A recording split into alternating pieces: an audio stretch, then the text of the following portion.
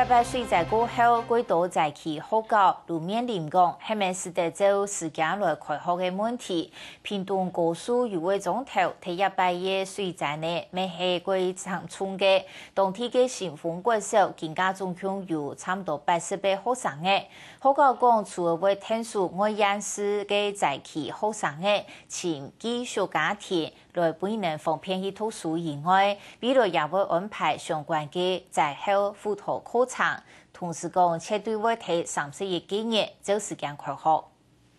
內定高研度高了，有生是寒冬怪嘅天數高峰寫稿子，那本當天嘅災民時，就會開學呢。屏東縣嘅新豐國小第800水災度變做當天災民嘅收容中心。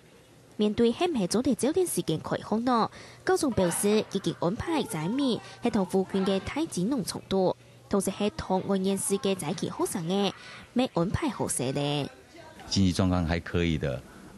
又是空巢期家裡多1-2個小孩可以安置這些別的縣市的學生的這些家庭，我們想招募這些接待家庭，來讓這些小朋友能夠8月31號順利的來就學。當地嘅學生面對嚴厲嘅災期，雖然新冠度都冇問題，還會食啲，不過山東其他總係更加開學，看到安多嘅好同學，可以跟同學一起玩，然後一起上課，一起讀書。看的時候覺得有點哽咽，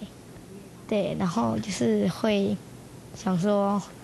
如果大水再次來，我們家會不會就是毀了？所以很想趕快開學，跟同學一起玩。學校嘅問題可能都山區尾波嘢啦，咁我都話呢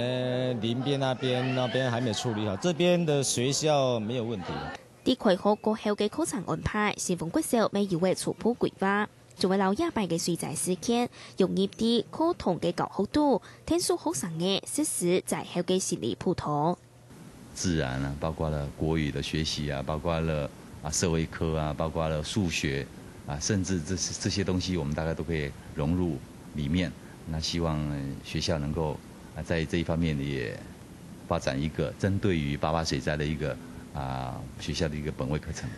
800高峰還安排兩個高年級嘅學生嘅做寫記者，記錄當天嘅天數熱活韓國事件，希望做啲本身人嘅啲採訪過程度學習成長韓國成功見聞。下個新聞彭金樂、小鳳學、吳義娟、屏東報道。